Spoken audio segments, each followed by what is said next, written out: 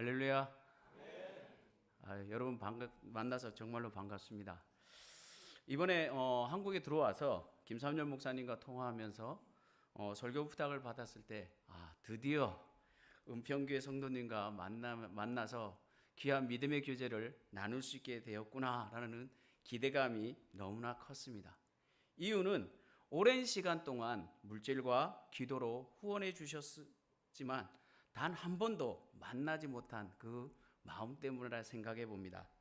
사실은 중간에 한번 여러분을 만날 수 있는 기회가 있었지만 그때도 코로나가 막 터지기 직전, 중국에서 갓 들어왔던 때라 혹시나 하는 이유로 함께 하지 못한 아쉬움이 항상 제 마음속에 남아 있었는데 이제야 여러분을 만날 수 있어 너무나도 기쁩니다. 이 자리를 빌어서 항상 저희 가정을 기억해 주시고 또 물질과 기도로 끊임없이 후원해 주신 김삼열 목사님과 또 은평교회 당회원님들과 또 모든 성도님들의 이르기까지 감사의 마음을 표현하고 싶습니다. 감사드립니다. 우리가 살아가고 있는 세계 각처에는 전쟁의 소식과 소문이 끊임없이 들려오고 있죠. 우크라이나와 러시아와의 전쟁, 이스라엘과 팔레스타인 간의 전쟁이 소식이 지금도 끊이지 않고 들려오는 곳이 있습니다. 오늘 본문의 배경이 되는 열왕기상 18장 역시 한 전쟁의 사건을 기록하고 있어요. 이 전쟁은 우리 모두가 알다시피 하나님의 선지자 엘리야 한 사람과 850명의 바알과 아세라 선지자와의 전쟁을 기록하고 있습니다. 그런데 이 전쟁은 세상의 일반적인 정복 전쟁과 구분이 된다는 점이 차이가 있습니다. 이 전쟁은 누가 참 신인가, 즉 이스라엘을 통치하고 다스리시는 참 신이 누구인가라는 그러한 전쟁이었습니다. 게다가 전쟁의 방법 역시 칼과 창으로 서로 죽고 죽이는 전쟁이 아니라 제단 위에 제물을 벌려놓고 하늘에서 제물 위에 불로 임하시는 신이 참 하나님이 되심을 증명하는 영적 전쟁이었던 것입니다. 결과는 어떻게 되었습니까? 우리가 잘 알다시피 850명이나 되는 바알과 아세라 선지자들은 아침부터 저녁까지 자신들의 신이 되는 바알과 아세라의 이름을 부르면서 심지어 칼로 자신들의 몸을 자해하면서까지 온 힘과 정성을 다해 불의 응답을 기대했지만 어떨까요? 불이 내려왔습니까? 아무런 응답이 없었던 것을 우리는 볼 수가 있습니다. 하지만 엘리야는 그렇지 않았습니다. 비록 엘리야 한 사람에 지나지 않았지만 850명의 바알과 아세라 선지자들의 수적 열쇠에도 불구하고 엘리야 자신의 이름처럼 여호와는 나의 하나님이 되신 것과 또 살아계신 하나님은 만왕의 왕이시며 만유의 주가 되심을 온 이스라엘 백성들 앞에 선포하며 간절히 하나님께 간구하였습니다.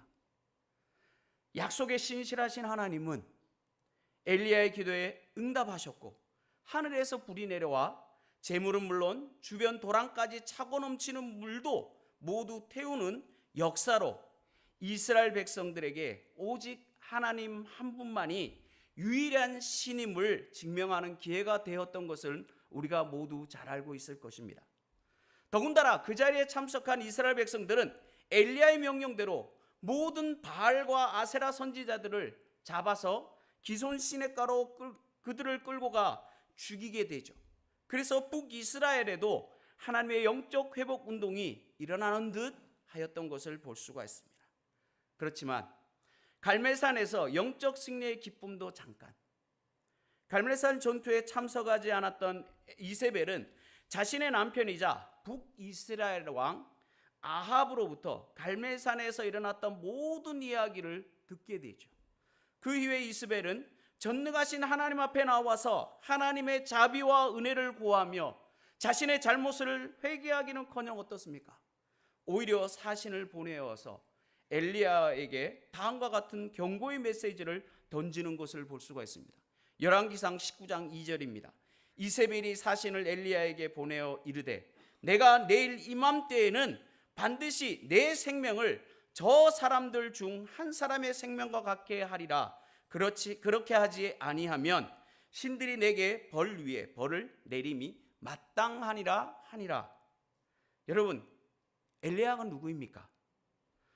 누가 참 하나님인가를 증명하기 위해서 순교의 각오로 갈멜산에서 영적 전쟁을 벌이던 바로 그 능력의 종이 아닙니까? 그런데 이세벨의 경고를 들은 엘리야는 갈멜산의 능력의 종의 이미지와는 전혀 어울리지도 않는 반응을 하고 있음을 우리는 잘 알고 있죠. 엘리야는 아합의 아내 이세벨의 말 한마디에 사시나무 떨듯이 겁을 먹고 자신의 목숨만이라도 부지하려고 이 갈멜산에서 남쪽으로 최남단인 160km나 떨어진 부엘세바에 있는 광야로 도망가서 로뎀나무에 앉아서 하나님께 자신을 죽여달라고 지금 땡깡을 부리고 있는 이유를 저는 사실 처음에는 전혀 이해할 수가 없었습니다. 그러던 어느 날 성경을 읽던 중 이 엘리야의 심정이 조금이나마 제게 전해지는 시간이 있었습니다. 먼저 하나님과 이 엘리야의 대화를 유심히 살펴보기를 원합니다. 하나님은 로뎀나무 밑에 앉아있는 엘리야에게 무엇이라 묻습니까? 내가 어찌하여 여기 있느냐? 라고 질문을 던집니다. 그러자 엘리야가 어떻게 답합니까? 오직 나만 남았거늘 그들이 내 생명도 찾아서 빼앗으려 하나이다 라고 지금 답변하고 있습니다. 여러분, 엘리야가 지금 하나님께 답변하고 있는 중심 내용이 무엇입니까? 그렇죠. 북이스라엘은 자신 외에는 어떠한 의인도 단 한 사람의 의인도 없다고 말하고 있지 않습니까? 실제로 엘리야가 활동하던 아합과 이세벨의 시대에는 하나님의 선지자들이 모두 신앙을 지키기 위해서 순교를 당하거나 신앙의 자유를 찾아 남유다로 망명하는 선지자들이 있었습니다. 하지만 오직 한 사람, 이 엘리야 자신만은 북이스라엘에 남아 유일하게 하나님의 명령에 순종하며 외롭고도 고독한 영적 전쟁을 벌이고 있다고 엘리야 자신은 생각하고 있었던 것입니다. 그렇다면 우리가 좀 보아야 될 것은 뭐냐면은 정말 아합과 이세벨 시대에는 엘리야가 생각하고 있었던 것처럼 하나님의 사명을 감당하던 하나님의 사람들이 단 한 사람도 없었느냐는 문제입니다. 우리 다 같이 오늘 읽었던 열왕기상 19장 18절 말씀을 다시 한번 읽어보겠습니다. 시작.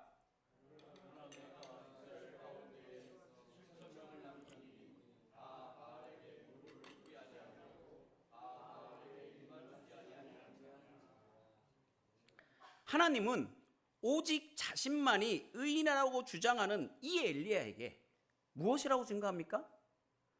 아직도 바알에게 무릎 꿇지 아니한 사람을 남겨두었다는 것입니다. 몇 명이나? 7,000명이나 남겨놓았다고 지금 강조하고 있는 것을 볼 수가 있습니다. 게다가 우리는 읽진 않았지만 열왕기사 18장에서 아합 시대에 오바다라는 한 왕궁 맡은 자를 소개하고 있음을 우리는 또한 눈여겨보아야만 할 것입니다. 성경은 그에 대해서 3절에서 이렇게 증거합니다. 여호와를 지극히 경외하는 자라고 표현함과 동시에 그가 하고 있는 사역을 동시에 소개하고 있습니다. 우리 다 같이 열왕기상 18장 13절 말씀을 함께 읽겠습니다. 18장 13절입니다. 시작. 이세벨이 여호와의 선지자들을 죽일 때에 내가 여호와의 선지자 중에 100명을 50명씩 굴에 숨기고 떡과 물로 먹인 일이 내 주에게 들리지 아니하였나이까. 비록 엘리야 당사자는 모르고 있었습니다. 하지만 하나님은 당신을 경외하는 자, 즉 왕궁을 맡은 자 오바다와 그의 보호를 받으며 굴에서 생활하고 있던 100명의 선지자들이 존재하고 있음을 성경은 우리에게 분명하고도 명확하게 지금 증거하고 있다는 사실입니다. 그렇다면 왜 성경 기자는 갈멜산에서의 엘리야와 바알과 아세라 하나님과의 영적 전쟁을 기록함에 있어서 갈멜산 전투 전에 18장 전반부에서 오바댜가 100명의 선지자들을 숨기고 떡과 물을 공급한 사건을 기록하고 있고, 갈멜산 전투 이후 열왕기상 19장에서도 바알 앞에 무릎 꿇지도 바알 앞에 입을 맞추지도 아니한 7,000명의 의인이 있음을 성경은 왜 의도적으로 기록하고 있냐는 것입니다. 우리는 여기에 중점을 둬야 합니다. 저는 중국에서 장기 비자 발급의 문제로 최근에 어쩔 수 없이 한국으로 나오게 되었습니다. 그리고 파송교회 담임 목사님과 상의한 끝에 이번 달 8월 27일에 두 번째 선교지인 태국 치앙라이로 가기 위해 준비 중에 있습니다. 특히 저는 2022년 7월에 코로나가 중국에서 재유행하고 있을 때 중국 감숙성 란조에서 잠깐 한국에 들어오기 위해 준비 중에 있었습니다. 그때만 해도 중국은 제로 코로나 정책으로 고수하고 있었기 때문에 아파트 내에 단 한 명이라도 코로나 환자가 발생하면 아파트 전체가 봉쇄를 당하는 그러한 일이 있었습니다. 문제는 저희가 거주하고 있던 아파트 단지에서도 그것도 한국에 들어가기 바로 일주일 전에 코로나 환자가 발생하게 되어서 봉쇄를 당한 일이 발생하였습니다. 지금도 그때를 생각하면 하루하루는 너무나도 힘들고 어려운 시간들이었지만 하나님이 열면 닫을 사람이 없고 닫으면 열 사람이었듯이 순간순간 세밀하게 당면한 문제들을 하나하나 해결해 주시면서 신실하게 인도해 주시는 하나님의 놀라운 은혜를 경험하는 시간이 되었음을 고백할 수 있습니다. 그때 새벽마다 기도하면서 특히 이 본문 말씀을 묵상하면서 성교는 혼자가 아니라 함께이며 나가 아니라 우리가, 다시 말해서 연주하는 사람이 한 사람인 독주가 아니라 여러 연주자들이 함께 연주하는 협주라는 것을 생각하며 저와 저희 가정을 위해서 끊임없이 기도해 주시는 동역자 여러분들의 중요성을 깨닫는 시간이 되었습니다. 그렇습니다. 우리는 열왕기상 18장에서 갈멜산 사건을 중심으로 앞부분과 뒷부분의 구조적인 관점에서 갈멜산 전투를 재해석해 보면 우리에게 주는 특별한 교훈이 있다는 것을 알 수가 있다는 것이죠. 그 교훈의 내용이 무엇입니까? 바로 엘리야 시대의 실제적인 사명자가 누구냐라는 질문입니다. 사실 엘리야는 갈멜산 정상에서 850명의 바알과 아세라 선지자들과 맞서 고독한 영적 전쟁을 치르면서 하나님의 하나님 되심을 증거하셨던 자였음에 틀림이 없습니다. 하지만 그가 잊고 있었던 한 가지가 있었습니다. 그 한 가지는 이 모든 사역의 주체가 누구라는 겁니까? 바로 하나님 자신이라는 사실이었습니다. 엘리야의 생각에는 이스라엘에서 남아 있던 선지자는 유일하게 자기 자신밖에 없다고 생각하며 이 혼자라는 중압감과 외로움 속에서 힘든 나날을 보내며 하나님의 사명을 감당하고 있었던 것입니다. 하지만 분명한 것은 역사의 주관자는 하나님이시며 그 하나님은 지금도 살아계셔서 역사하신다는 사실입니다.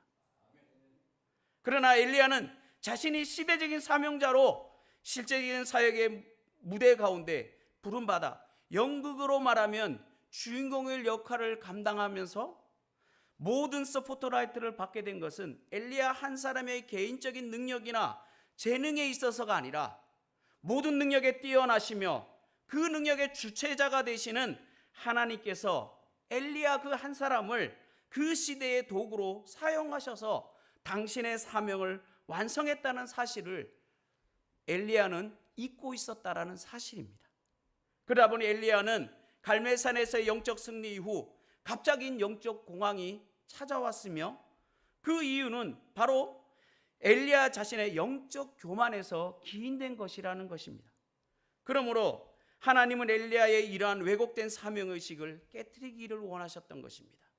그래서 하나님은 오바댜를 통해서 100명의 선지자들에게 떡과 물을 공급한 일과 무릎을 바알과 아셀에게 꿇지 않고 입술도 맞추지 않은 7천 명의 의인들을 언급하면서 엘리야도 엘리야지만 오바댜가 숨겨놓은 100명의 선지자를, 그리고 바알에게 무릎 꿇지도 않고 입도 맞추지 않은 7천 명의 선지자 모두가 하나님의 동일한 시대에 부르심을 받은 하나님의 사명자들이라는 것을 강조하고 있다는 것입니다. 할렐루야. 그렇습니다. 하나님은 역사의 주관자로서 하나님께서 친히 예정한 하나님의 사람들을 당신의 도구로 이용하셔서 하나님의 일을 완성해 나아가시는 분이심을 믿으시기 바랍니다. 그래서 하나님은 친히 엘리야와 오바댜는 물론 오바댜 의해서 굴에 숨겨둔 100명의 선지자들과 바알의 발 앞에 무릎 꿇지 않고 입을 맞추지 않은 의인 7천 명을 준비시키시며 갈멜산에서의 영적 승리를 주도적으로 이끄셨던 것을 우리는 기억하셔야만 할 것입니다. 다시 말해서 갈멜산의 영적 전쟁의 승리는 연주로 말하면 엘리야 혼자만의 연주하는 독주의 무대가 아니라 하나님이 친히 주의자가 되어주셔서 오바댜가 숨겨진 100명의 선지자들과 바알의 발 앞에 무릎 꿇지 않고 입을 맞추지 않은 의인 7천 명과 함께 완성한 훌륭한 협주라는 사실인 것입니다. 전 선교의 사역도 동일하다 생각합니다. 선교의 주관자는 하나님이십니다. 선교는 선교사 혼자 하는 것이 아닙니다. 저와 동역자 여러분의 공동의 사역인 것입니다.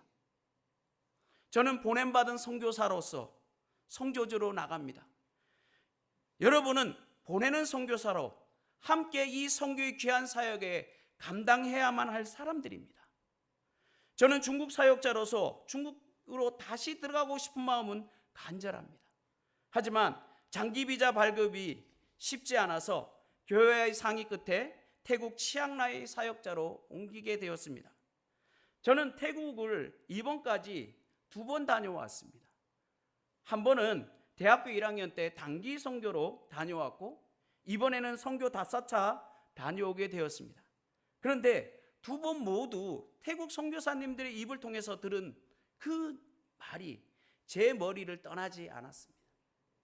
먼저 단기 선교 때 들은 이야기는 태국이 우리나라보다 복음이 80년이나 먼저 전파되었다는 사실입니다. 그럼에도 불구하고 기독교 복음화율은 1%가 안 된다라는 것이죠. 선교사님은 그 이유를 들면서 태국은 건국 이래로 단 한 번도 외세의 침략을 받아본 적이 없는 나라일 뿐만 아니라 복음을 위해 핍박받고 순교를 당한 사람 역시 단 한 사람도 없다라는 사실이었습니다. 그와는 대조적으로 우리나라는 복음을 받아들이는 과정을 보면 피로 얼룩진 역사라 해도 과언이 아닙니다. 우리나라 최초 순교를 당한 토마스 선교사는 제너럴 서머너를 타고 입항하다가 복음 한 번 전하지 못하고 수군들에게 잡혀서 순교를 당하게 되었죠. 또 1866년에 병인 박해 때 당시 잠두봉에서 8,000명이나 되는 천주교 신자들이 조상님께 제사를 지내는 것이 우상을 섬기는 행위임을 믿고 신앙을 지키기 위해서 참수형도 마다하지 않고 제사를 거부하다가 그들의 목은 잘리게 되어지고 그 시신은 한강변에 던져지는 등 수많은 천주교 신자들이 집단 처형을 당하는 사건이 발생하게 되죠. 그 이후 잠두봉은 머리가 잘린 산이라는 뜻의 절두산으로 불리워지는 과정을 통해 우리나라 복음의 역사는 피해 역사임을 잘 대변해 주기에 충분하다 생각되어집니다. 이것을 보면 하늘의 밀이 땅에 떨어져 죽지 아니하면 하늘로 그대로 있고 죽으면 많은 열매를 맺느니라고 말씀하셨듯이 기독교 부흥의 역사는 아이러니하게도 핍박과 고난 속에서 더욱더 복음의 역사가 흥황하며 성장했음을 대변하고 있는 것을 볼 수가 있습니다. 그리고 이번에 태국 선교 정탐자 다녀오면서 또 한 번 놀라는 말을 듣게 되었습니다. 태국은 전 인구의 95%가 불교를 신봉하는 나라입니다. 불교 국가이죠. 특히 태국의 국왕은 반드시 불교 신자여야만 하고 불교 신자가 아니면 절대로 왕위를 계승할 수가 없게 되어 있습니다. 게다가 국왕은 어떠한 상황에도 국교인 불교를 수호해야 하며 부흥시켜야 될 책임까지 가지고 있다고 합니다. 그런데 아이러니하게도 태국은 모든 선교사는 아니지만 일정 인원의 선교사들에게 종교 비자를 발급해 준다고 합니다. 불교의 나라에서 그것도 기독교 선교사들에게 종교 비자를 발급해 준다는 사실 그 자체가 아이러니하지 않습니까? 그런데 더 놀라운 일은 태국이 선교사들에게 종교 비자를 발급해 주는 이유였습니다. 태국이 선교사들에게 종교 비자를 발급해 주는 이유인즉 자신들이 믿고 신봉하는 이 불교에 대한 엄청난 자부심과 함께 너희들이 한번 전해보고 싶으면 전해봐라, 이러한 불교에 대한 강한 자신감 때문이라는 사실을 듣게 되었습니다. 저는 태국 사람들이 이런 불교에 대한 자만과 교만한 모습을 보며 제 속에서 일어나는 하나님의 의분을 느낄 수 있었습니다. 그러면서 다윗과 골리앗의 전쟁이 생각이 났습니다. 골리앗이 하나님의 군대인 이스라엘을 모욕하자 다윗의 마음에는 솟는 의분은 결국 골리앗과의 전쟁을 하는 계기가 되어지지 않습니까? 다윗은 먼저 골리앗과 싸우기 위해서 어떻게 합니까?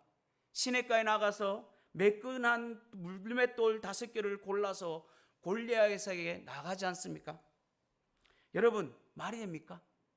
칼과 방패 그리고 단창, 그것도 그 크기와 규모로 말하면 그 위압감을 느낄 수밖에 없는 무기를 소유하고 있던 골리앗에게 그들 앞에 나아가는 다윗의 무기는 정말 하찮고 보잘것없는 무기였음에 틀림이 없을 것입니다. 그러나 다윗에게는 골리앗이 가지고 있지 않은 무기가 있었습니다. 그 무기가 무엇입니까? 네, 다윗의 무기는 골리앗이 그토록 모욕하고 있던 만군의 여호와 하나님의 이름이었습니다. 할렐루야. 그렇습니다. 여호와의 이름, 하나님은 전능하신 하나님이십니다. 하나님은 천지 만물을 무에서 유로 창조하신 창조주이십니다.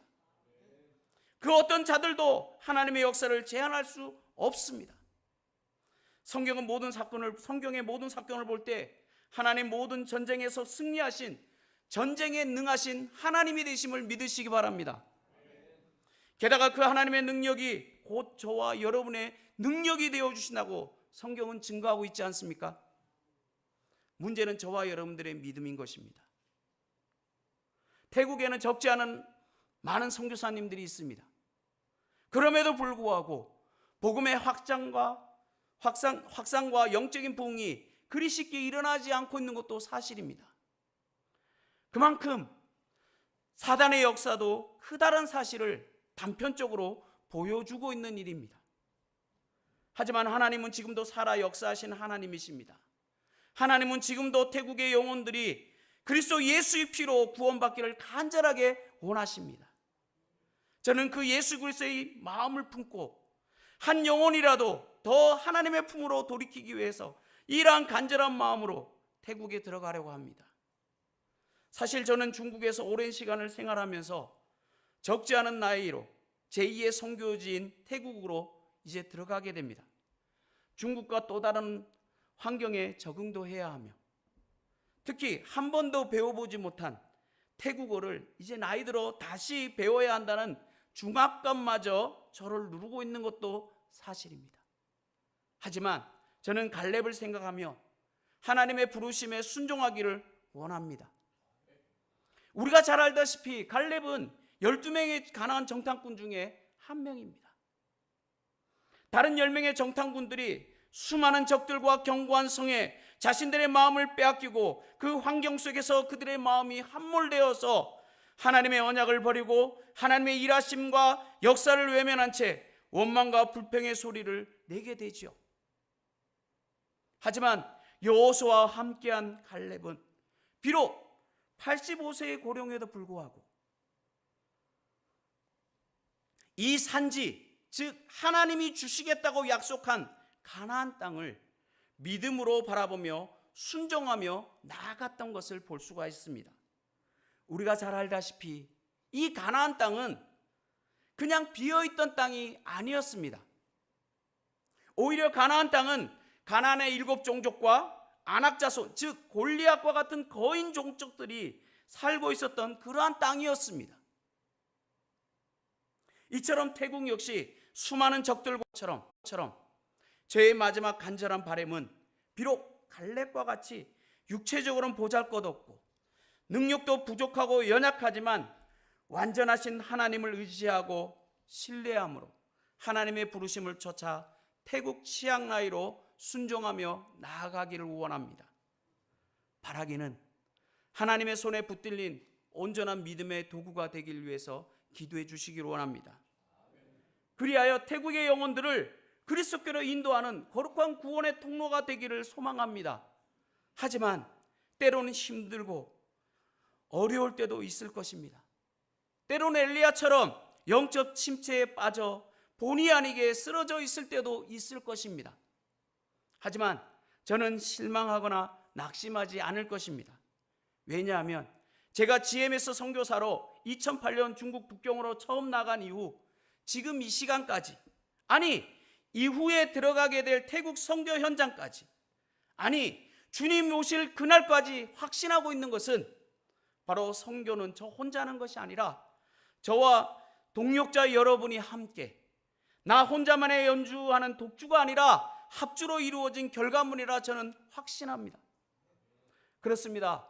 선교사는 여러분들의 기도를 먹고 사는 사람들입니다. 여러분들의 기도는 절대 땅에 떨어지지 않고 선교의 현장에서 실제적으로 역사하며 믿음의 열매가 맺힌다는 사실을 잊지 않기를 바랍니다. 왜냐하면 선교사가 영적 전쟁터인 선교지에서 하루하루 살아갈 수 있는 유일한 원동력은 바로 동역자 여러분들의 기도밖에 없기 때문입니다.